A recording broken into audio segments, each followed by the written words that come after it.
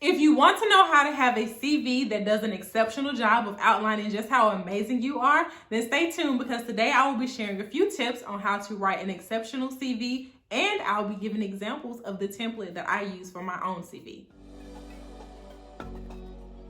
Hi, I'm Dr. K and welcome to my channel where I help you live your best life by sharing advice and tips on how to grow personally and professionally. Nothing turns a potential employer off more than having a terrible CV. Well, there are probably other things that turn them off. But when it comes to the application process, your CV is one of the first things that they'll look at. So you don't want that to immediately turn them off. So how do you make your CV exceptional? I'm glad you asked. The first thing that I want to share is be organized, be consistent, and be legible. Or in other words, make it easy to read. When it comes to your CV, the layout is very important. You want to make sure that you have a layout that does not have too much white space, but leaves enough white space where things don't just run together and it looks like a big glob of ink on a piece of paper. You want to make sure that you have headings that are clear and consistent, meaning that each heading is consistent with font size and text, making sure that your bullet points are aligned where they need to be, indentions are where they need to be, fonts are big enough, but not too big or not too small for that matter. And just overall have a good layout and flow where it looks like you actually took time to make sure that it looked nice. Of course, I know you can find plenty of examples online for CVs that'll talk about layout and indentions and font and text and all of that. That's not really why I'm here today. I wanted to get that out of the way so we can really get to the meat of what this video is about, and that's me showing you guys the template that I use to help me get interviews for residencies. Okay, so we're now sitting here looking at a template of an actual CV. This template here is the actual template that I utilized for my CV. I wanted to give you guys this example so you can really have kind of a behind the scenes, so to speak, of what was actually utilized. Of course, you can Google and find templates of CVs all over the place, but this is really, for the most part, what my CV looked like when I applied for residency programs. So let's just jump right in. Of course, the first thing you have is name. You want your name to be bolded and in a font that is bigger than most of the other fonts, so it will stand out. After that, you want to include your address or your location. This is something that initially on my CV as a student, I had my full address. It's not really necessary. City, state, and zip code is sufficient enough just so the people will know on average where you're located. Phone number where you can be reached, of course, as well as an email address where you can be reached.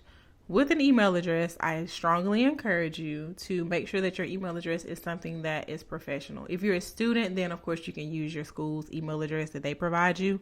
If you're like me and was a non-traditional applicant and you don't have access to your school's email anymore, make sure that you have something that looks professional. If you don't have one, create one. The last thing here is a link to a LinkedIn profile. If you don't have a LinkedIn profile, I strongly encourage you to create one.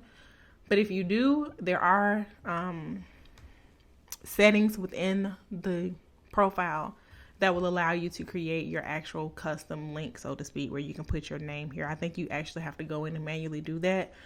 But this here is something that was added to my CV after my last round of applying to residencies. And it came because I consulted a career coach. I'm not sure if I've mentioned that before now, but I actually consulted a career coach to help me revamp my resume and CV, and this is the result of it. This is not the exact template that I used as a student, although the information, of course, is the same. But this is something that she added because she strongly encouraged that you have some kind of digital footprint where people can find you. Of course, in today's time, everyone has a social media of some sort. Most people do anyway.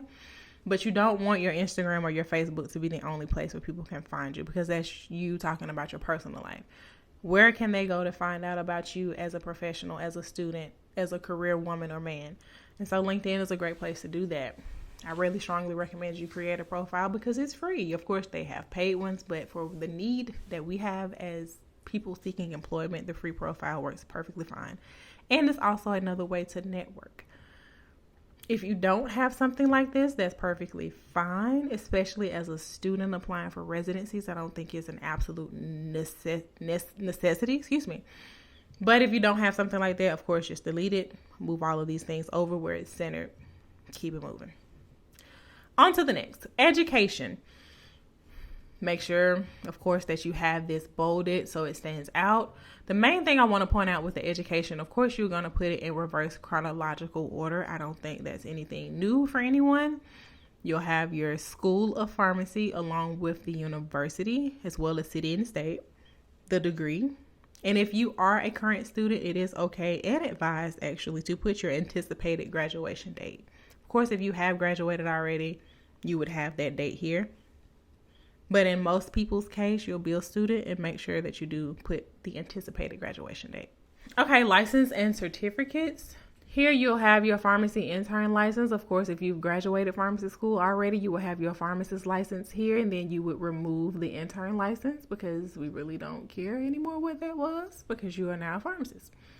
Any certification, so immunization certification through ASHP, basic life support training. If you have done ACLS or the advanced cardiac life support, you'll have that here. And really any other certificates or license that apply to you being a pharmacy intern or pharmacist. And that could help further your credentials, so to speak, when it comes to applying. So in my case, as a non-traditional applicant who was working as a pharmacist, like I said, I had my pharmacist license here, but I also went on to do a few additional certificate programs to, number one, of course, advance my education and continue to educate myself, seeing that I wasn't in a residency program, but then also show that I was committed to the education process and continuing to develop myself professionally. So I had completed the medication therapy management certificate program through APHA, as well as, I forgot the actual name of it, but it's the diabetes education one, something along those lines. And so I had those listed here as well because those were things that I did after graduation on my own coin to further advance myself. Moving on to the next section, we have work experience. Here, the main thing I want to point out here is that this work experience needs to be paid work only. If it was volunteer experience, there is a separate section where you can put your community service and volunteer work. If you did any shadowing, like prior to pharmacy school or even during your pharmacy school experiences, at this point, it really does not matter. You have at least completed half a semester of APPEs or advanced pharmacy rotations, and that now carries more weight than any shadowing that you could have possibly done beforehand. When it comes to the bullet points under the work experience, you want to highlight things that are unique or that stand out a bit. Of course, sometimes you may not necessarily have anything that's unique or different, but you don't want to put the basic entered prescription orders, verified prescription orders, like, even if that's all you did, there's a way to put it to make it sound a little better. But the point here is that in telling what you did in the position, you want to highlight things that are unique or different. Or if you didn't do anything unique and different, give qualifying information to truly paint the picture. If you literally only verified, but you work at a store that does 600-700 prescriptions a day, that still matters.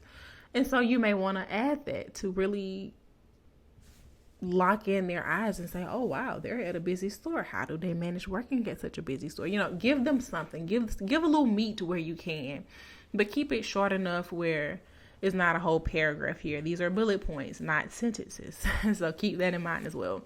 Okay, now we have your professional experiences. I have seen some templates that separate the advanced practice experiences and the introductory practice experiences into two separate sections.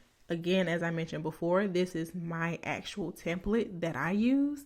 And so mine has professional experience, and then it goes down to subdivide them in the advanced versus introductory. I can't say either one is right or wrong. This is just what I used. And as I mentioned before, it worked for me because I got plenty of interviews using this CV. The point here with the advanced pharmacy experiences, as a student, of course, you have not completed all of your rotations at the time that you're applying to a pharmacy residency. So you want to make sure you list them anyway and just have them listed as planned rotations. listing what the rotation will be, the company that you will complete it with, city and state as far as where it's located, and your preceptor. And I know I mentioned this above with the work experience as far as credentials, but I really want to drive this home a bit here. Please make sure you have people's credentials right. Not everyone is a PharmD, so you don't want to make the assumption. If you cannot find the information, I definitely suggest putting PharmD versus not, because I don't think anyone will be offended if you give them a PharmD and they are an RPH. But do your due diligence to make sure that is correct. And so if you've done a rotation with them, you should know what their credentials are. Make sure you include all of them. If they have master's degrees or PhDs or board certifications or anything like that, please include them and double, triple check to make sure that they're accurate. Because the last thing that you want to do is offend someone because you did not include a credential or have something wrong. That's an easy way to get counted out just by overlooking something so simple. Okay, so we got the planned rotations here. Not much else to say there.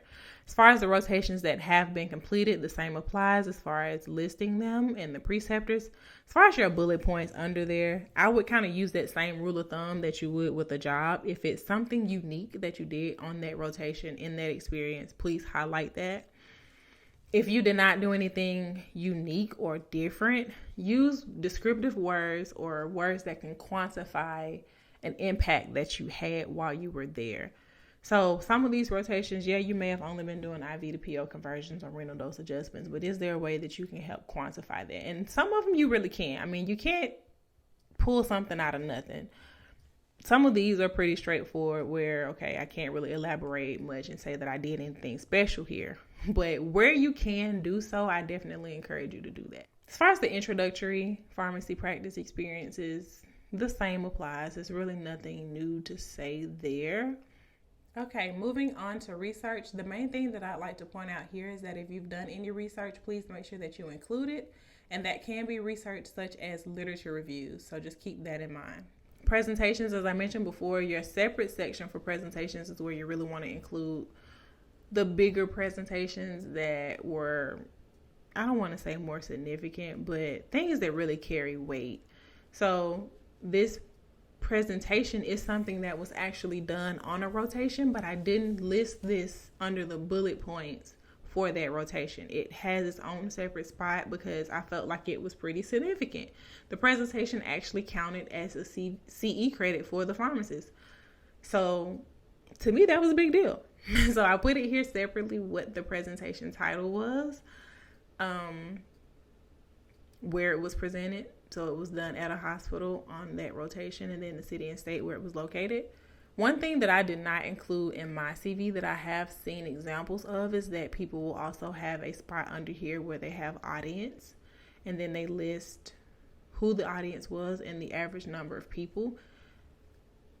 Again, if you've done major presentations to like pharmacists and physicians or medical residents or large groups of people, I definitely think it's worth putting here because, again, that outlines and shows that you're able to present to an audience that is advanced, an audience that many people may be intimidated to present in front of, or even just the number of people that was in the audience. Going on to honors, some people combine honors and awards into one. I had them separate. You can really decide based on what's listed and the number of things listed, because if you have a lot of things going on, it may be better to separate them just so things won't get lost in the sauce and the shuffle of it all. Here specifically, you see I have something from undergrad. At this point, if you are a fourth year pharmacy student, I definitely think it's okay to leave things from undergrad. It's actually advised in some ways, some of the references I referred to. If you have graduated pharmacy school already, some would say that these things don't matter as much anymore. I'll be honest, I left them on my actual CV as I was applying for residency. At this point in my career, it's not still listed, but I did leave it on there while I was applying to residency programs. Professional organizations and leadership. Again, this is a section that could be separated into two depending on how active you've been and the things that you've done and accomplished. with the professional organizations, what I chose to do was do like a bullet point under it to highlight any leadership role I had and the dates in which I did that. Again, this could have been separated into a separate section, but this was the only leadership role that I had. I really didn't feel like it was a point of putting it in its own separate section. But if you are that overachiever, not judging, but if you're that person who's been an officer or held a role in a number of organizations, I would probably separate the two. Especially if your organizations, if you were a part of other organizations that you weren't an officer in. Because, again, you want to highlight, you want to make sure that people see what's important, but not creating a bunch of separate sections just for the sake of having them either. College activities. This is a section that was included in the original template that was provided to me during my first year of pharmacy school, and so it's kind of carried over. I've seen some templates that don't have a separate section like this, and so you would kind of have to gauge where you could put certain things in other sections if you needed to. And so for me, the college activity was basically my participation in the ASHP clinical skills competitions. And then, of course, here I highlighted that I was the second place winner this particular year. Then we have community service. Again, as I mentioned before, when I was talking about work experience, if you did any kind of volunteer experience that was ongoing, it can still be listed here under community service, whether it was a one-time event or something that was ongoing. So like here, for example, this is something that was an ongoing thing for me that I listed the duration of when I did it. One other thing that I could have added that I didn't would be the amount of time I spent doing these things. So this was something that I did fairly weekly. I'm not going to say it was every week, but it was routine, every couple of weeks, once a month kind of thing. And I could have listed that here in some way and outlined how many hours I spent each time I went to really quantify the impact there. And then, of course, lastly, you're going to put references available upon request. I think that is pretty consistent across the board. All right, so I'm back. I hope that you really found me sharing the template that I used helpful. I hope that I pointed out a few things that will be beneficial for you guys as you make those final tweaks to your CV. And now I just want to share some additional tips that may not have been mentioned thus far in the video. One thing being having relevant information. I may have mentioned this earlier, but you really want to include things that are relevant to where you are now in your process. If you did things in high school that were exceptional, that got you in undergrad and got scholarships, that's great. But at this point, we don't care. What did you do in undergrad and pharmacy school that has set you up now to be in position to be a good residency candidate? This next tip I think is a big one, and it's to save your CV as a PDF. I know most of us will write the CV in a Word document, but when it comes to transferring in emails and different versions of Microsoft Word and using forecasts in the application process to upload, you never know if the layout will get thrown off by different software. So by converting it to a PDF, that minimizes the chance for any changes in your layout. I know for me, even with converting it to a PDF, I had a few things that for some reason layout got a little shifted, and so I had to go back and make revisions so that everything was consistent and concise.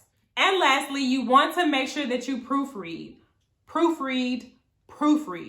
Please make sure that you proofread. I should not have to say this, but even with proofreading, I have sent my CV to multiple people, asking for feedback and proofreading, looking at layout, checking font, checking colors, all of that, and still something was missed. And so you want to make sure that you have as many eyes as possible on the CV, checking every detail. This is where it's really good to get someone that pays attention to detail, because it's not so much about your grammar and how you word things. Like, it's important with your letter of intent, even though you do want to make sure that you word things good in your CV. You're not using whole sentences mainly. So here it's detail, bullet points aligned, font, consistent, spacing, all of those things.